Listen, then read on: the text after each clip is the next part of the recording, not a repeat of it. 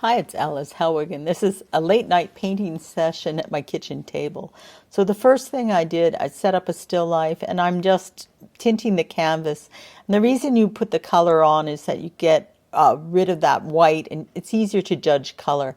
This next step is like doing a very loose notan of where different things and shapes are going to go. It's always about shape in painting.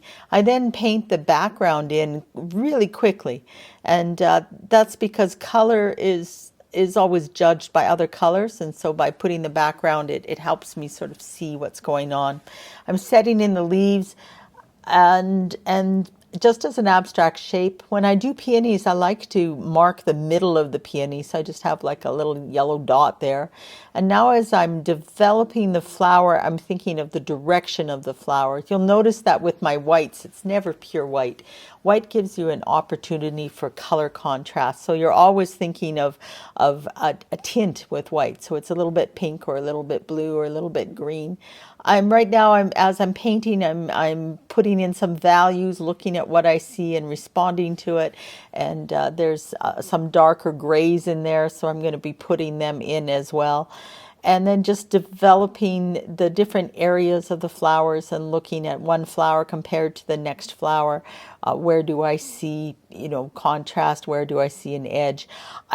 When I'm looking at it, I put those bright colors in because there are those beautiful colors within the flowers, and I had skipped that, so I thought let's push that a little bit, put them in a little bit darker, and as I'm going along, they'll probably, be muted.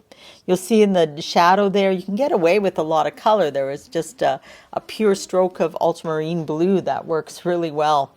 And now for the leaves. Now the leaves aren't the diva of this painting. I have no interest in painting like a photograph. I mean, we have AI to do that for us. I'm more interested in painting, being painterly.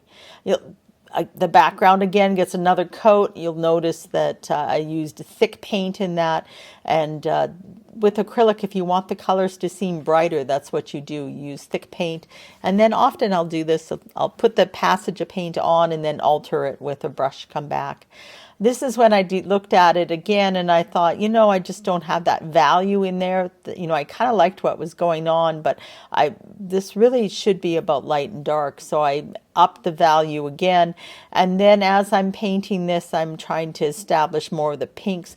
That flower was, a peony is actually a light, beautiful light pink flower. So, I'm again building up another layer and establishing some of those colors that I'm seeing in there.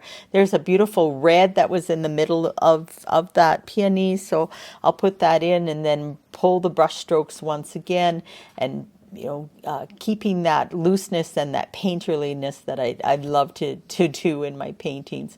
And so this looks really, really fast as you're watching this, but this was an hour and a half session that I've trimmed to 5 minutes. So I want to show you just, when you're looking at these strokes, they're not just crazy random strokes. I'm really thinking. So this is just a short little section in real time, one paintbrush stroke. You can see I'm thinking about it, put the paintbrush stroke, and then that's it, we're back. You'll notice that I was holding my brush in sort of a weird way there. That's something I always encourage people to do.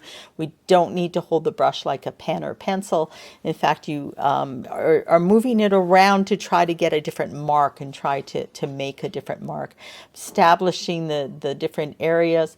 All of a sudden you'll notice a new tool. So palette knife. I do this again. I just thought this is getting too tight. So I took my palette knife and just brushed it over and scraped it over some parts. Oil painters do this a lot. It's harder to do with acrylic unless you work fast.